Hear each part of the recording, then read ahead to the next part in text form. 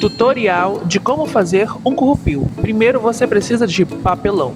Aqui nós temos uma caixa, como você pode ver. Vamos precisar também de uma base de corte, uma régua, um bisturi, pode ser qualquer objeto que perfure, por isso... Atenção, crianças! Não utilizem objetos cortantes sem auxílio e supervisão de uma pessoa adulta. Um lápis, barbante, pincéis, tesoura, tinta, um copo. Poderia ser o compasso, mas vai o copo mesmo.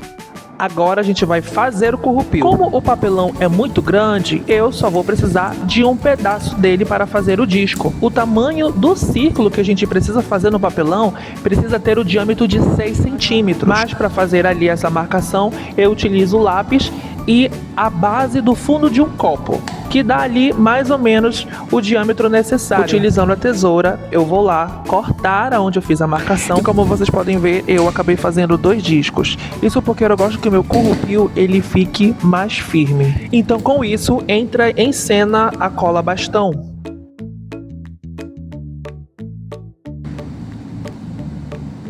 Após da querida ter secado, a gente vai para a parte de confecção utilizando as tintas. Para pintar esse currupil, eu vou estar utilizando as tintas vermelho de cadmio escuro e azul celeste.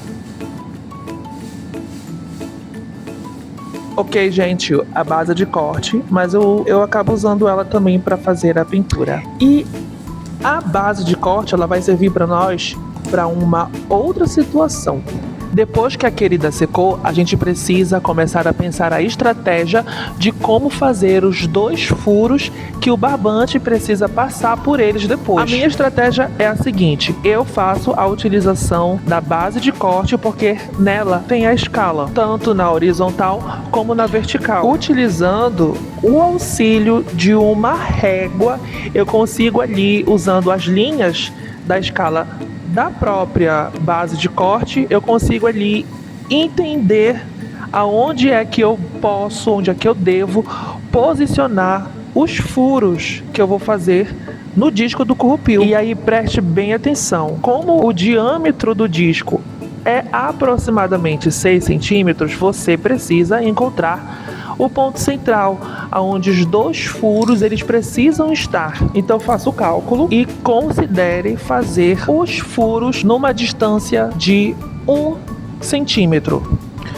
E aqui o bisturi ele aparece para poder ajudar na abertura desses furos.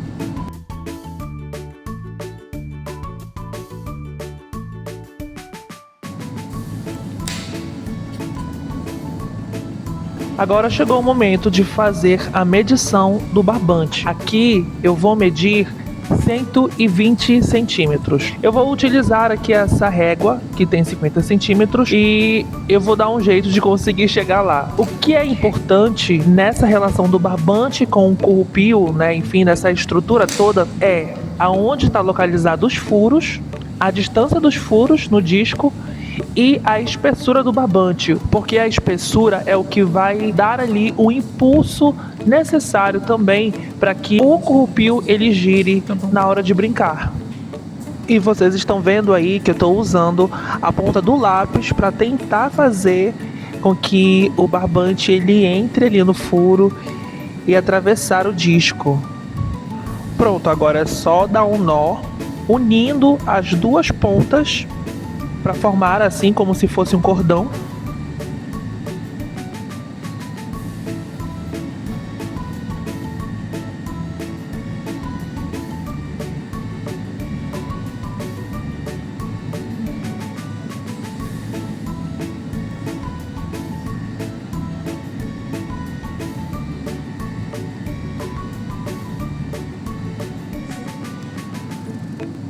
E pronto. E brincar com currupil é muito fácil. Basta você girar um pouquinho para pegar o impulso. E aí você vai puxando e soltando.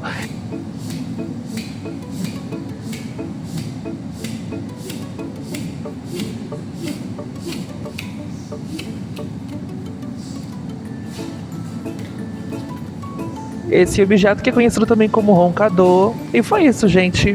Muito obrigado por assistir. Até mais.